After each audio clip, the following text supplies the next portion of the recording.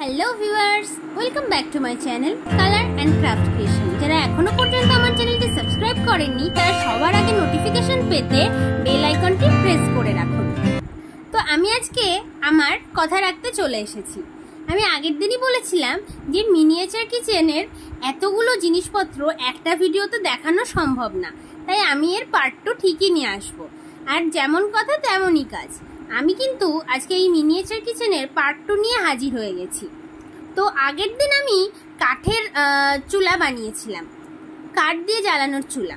তো সবাই তো আর চুলা পছন্দ করে না, তাই একটা ওভেন বানিয়ে ফেললাম। ওভেন বানানোটা এতটাই সোজা যে একটা চৌকো করে মাটির দলা কেটে নিয়ে তার ভেতরে আঙুল দিয়ে দুটো গোল গোল ছেদ করে নিয়ে তার ওপরে একটা দড়ির মতো অংশ পাকিয়ে রেখে দিলে আর একটা রেগুলেটর দুপাশে লাগিয়ে দিলে ব্যাস আমার ওভেন কিন্তু রেডি। এবার শাকসবজি কাটতে তো বটি লাগে নাকি, তো এই বটিটাও আরও সোজা।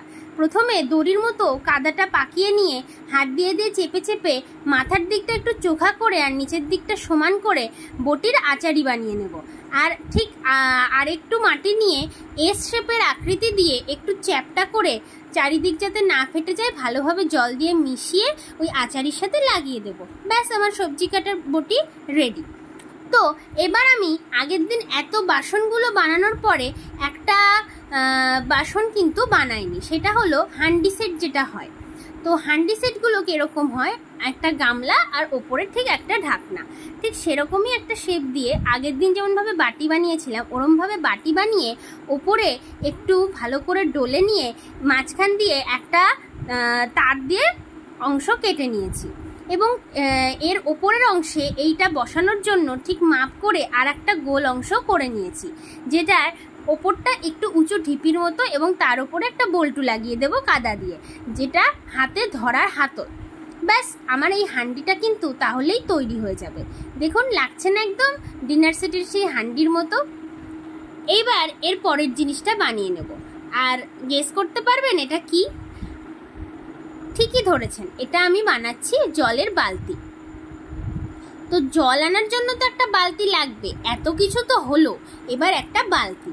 তো বালতিটা বানানো খুবই ইজি। বালতির মতো করে হাত দিয়ে একটা কাদার দলা নিয়ে শেপ দিয়ে নিচের অংশে দড়ির মতো অংশ পাকিয়ে বালতির যে নিচের কাদাটা থাকে সেটা বানিয়ে নেব। এবার ভেতরের দিকের অংশ থেকে খুঁড়ে খুঁড়ে মাটিটা বের করে নেব, যে মাঝখানের অংশটা যাতে গর্ত হয়ে যায়, যে অংশে জল রাখা যাবে। এবার দড়ির মতো একটা অংশ পাকিয়ে বালতির হাতলটা কিন্তু বানিয়ে দিলাম। আমার বালতিও রেডি হয়ে গেল। এবার চলে আসলাম এর পরবর্তী অংশে। এর পরবর্তী অংশের জন্য আমি বানালাম একটা কুলো। তো চাল ঝাড়া ধান ঝাড়া এসব কাজের জন্য তো কুলো একটা লাগতোই, তাই ছোট্ট করে একটা কুলোর শেপে মাটিটা কেটে নিলাম। এবার আবারও সেই দড়ির মতো অংশ পাকিয়ে কুলোটার চারিদিকে কুলোর যে কাঁধাটা থাকে সেটা বানিয়ে নিলাম।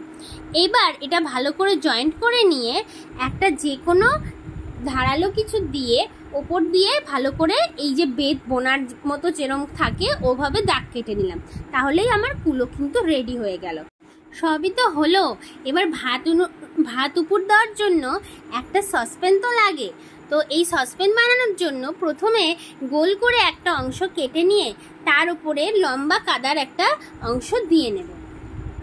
এবার সেই কাদার অংশটাকে ওই গোল অংশের সাথে ভালো করে মিশিয়ে আবারও একটা দড়ির মতো অংশ নিয়ে এর ওপরের অংশ দিয়ে দেব। সেটা হাত দিয়ে দিয়ে ভালো করে মিশিয়ে চ্যাপটা করে নেব, যাতে এই সসপ্যানের ওই যে কাঁধাটা থাকে চ্যাপটা কাঁধাটা সেটা বোঝা যায়। তাহলে আমার সসপ্যান তৈরি। দেখুন আমি কিন্তু ভাত উপর দিয়েও দেখিয়ে দিলাম কিভাবে উপর দিতে হবে। এবার পালা হচ্ছে একটা চাকতি বেলনা। তো রুটি করতে তো চাকতি বেলনা মাস্ট, তার জন্য আবারও ওই একটা বোতলের মুখ দিয়ে গোল একটা অংশ কেটে নিয়েছি এবং হাত দিয়ে এই বেলুনটাও বানিয়ে নিলাম। খুব সহজ এই বেলুনটা বানানো, একটু আমার হাতের দিকে ভালো করে লক্ষ্য করলেই কিন্তু হয়ে যাবে। এবার পরবর্তী স্টেপ হচ্ছে একটা কলসি। কলসিটা ইউজ না হলেও এখনকার দিনে ইউজ যদি নাও করে থাকেন, আগেকার দিনে কিন্তু এই কলসিটা মাস্ট। তবে এই সবার রান্নাঘরে এরম একটা কলসি কিন্তু থাকেই, রান্নাঘরের শোভা বৃদ্ধি করার জন্য হলেও এরম একটা কলসি থাকে। এই কলসি বানানোটা আমি মুখে তো বলে বোঝানো সম্ভব না, হাতের দিকে খেয়াল রেখে বুঝতে হবে যে আমি কি করে এই কলসিটা বানালাম। এবার লাস্ট পার্ট লাস্ট অংশ একটা হামনদিস্তা। হামনদিস্তা বানানোর জন্য একটা কাদার দলাকে ভালো করে হাত দিয়ে মথে নিয়ে তার ওপরের অংশটা একটু উঁচু করে মাঝখানের অংশটা ফাঁকা করে দেবো, অনেকটা ওই বালতিটার মতো। ঠিক নিচের অংশটাও ওরকমভাবেই একটুখানি ছড়িয়ে দেব, আর একটা ডান্টি দিয়ে দিলেই রেডি আমার হামনদিস্তা। এই হলো আমার আজকের মিনিয়েচার কিচেন পার্ট 2। লাগলে লাইক শেয়ার সাবস্ক্রাইব করবেন। জয় শ্রীকৃষ্ণ।